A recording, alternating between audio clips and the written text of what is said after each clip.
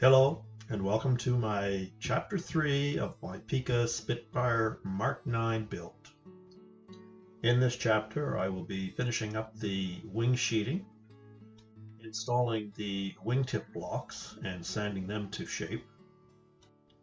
With the wing now finally fully sheeted and basically ready for the final sanding and application of my primer, I will be tackling the tailwheel install with the pull-pull steering actuation. Also, the engine installation will be started. These pictures show the application of the wingtip, and as you can see there's a fair amount of balsa wood that has to be trimmed back on that. A lot of sanding, but I used my block plane and then the sanding to the finished shape. The trick here is to blend the leading edge and also the trailing edge into the existing wing without any distortions. Although not shown in this picture, I scribed a line from the leading edge around to the trailing edge to give me something to go by. Here is the finished product, and it came out quite nicely. I was pleased with the outcome. This next photo shows the previous transcribed line on the wingtip from the leading edge around to the trailing edge, which gives the wingtip some symmetry, and it actually came out quite nice. These next series of photos show the wings with the wing skins attached top and bottom, and also the access holes for servos and the landing gear, basically everything that's getting ready to finish off the wing.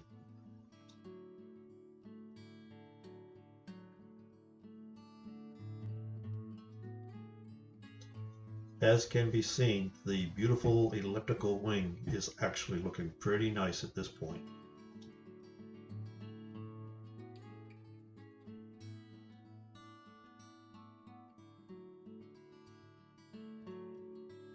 This last wing photo shows the installation of the wing cannons and also the lines you can see that I used for centering my leading edge.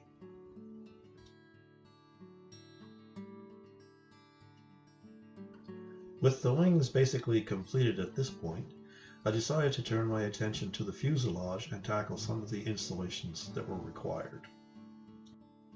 First up was the tailwheel install. I had intended to make a scale tailwheel mount, however tail heaviness was always a concern, so I thought I would just try with just the music wire and see how that worked out. As can be seen in the photos, the tailwheel actuation was going to be accomplished by pull-pull cables similar to the type used on the rudders. In fact, the rudder servo was going to operate both. I made up a metal horn and soldered it to the tailwheel music wire, as can be seen in the photo. Each side of that was drilled out and clevis were attached, which the cables now could run back to the servo and actuate the steering. This photo clearly shows the rudder servo pull-pull cables as well as the tailwheel pull-pull cables installed on the servo. You can also see that the tailwheel control cables have springs attached on each side. This will hopefully eliminate any serious stress of the rudder servo. This photo clearly shows the elevator servo with the push-pull system as well as the rudder servo. And alongside the rudder servo to the front, you can see the throttle servo, and the little small servo beside that is the choke servo. Satisfied with the servo installation and operation, it was now time to look at the engine installation. The engine I opted to use was the DLE 55RA. This particular engine, while being large enough for the model, also would fit completely inside the cowling, except for a small portion of the head which would extend slightly below the cowling.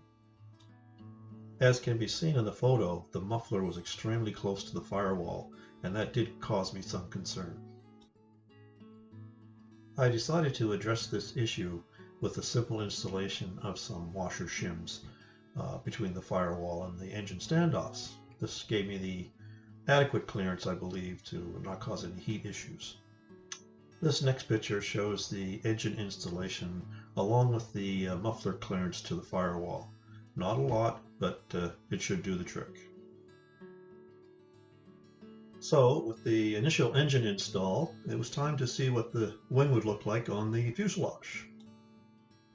This was more to get a feel for how the wing would sit in the wing saddles on the fuselage, and not necessarily for alignments, squaring up the wing to the fuselage, etc.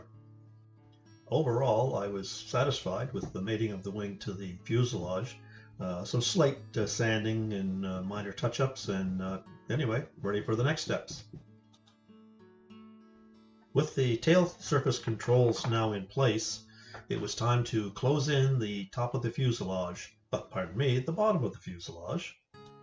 And here you can see the bottom sheeting held in place with T-pins and a multitude of mini clamps. I believe that I used the water-based glues on this to give me more time to work with it. I don't think I used the CAs. Of course, with the fuselage now fully sheeted, I had to see what it would look like with the tail fin, rudder, and stabilizer.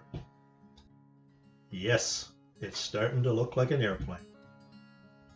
After enjoying this view over a coffee, it was time to move on to the next step that needed to be done. The plastic cowl is provided in two sections. So after trimming it out of the sheets and making some adjustments, I then installed it on the fuselage for the first trial fitting. The idea here was to have engine accessibility without having to take the propeller and spinner off, just by removing a few screws. Initially, I was not too happy with the screws, the cowl attachment screws, as they were somewhat in a non-scale position. However, with the ease to access the engine, I could overlook this, or at least I thought I could. In the end, it became a moot point, as when I was trimming for the engine, I made a terrible error and actually trimmed the engine on the top piece rather than the bottom piece, completely destroying that particular cowl. Fortunately, fiberglass cowls were available, and that was not a problem. Well, that's a wrap for this chapter. I hope you've enjoyed it.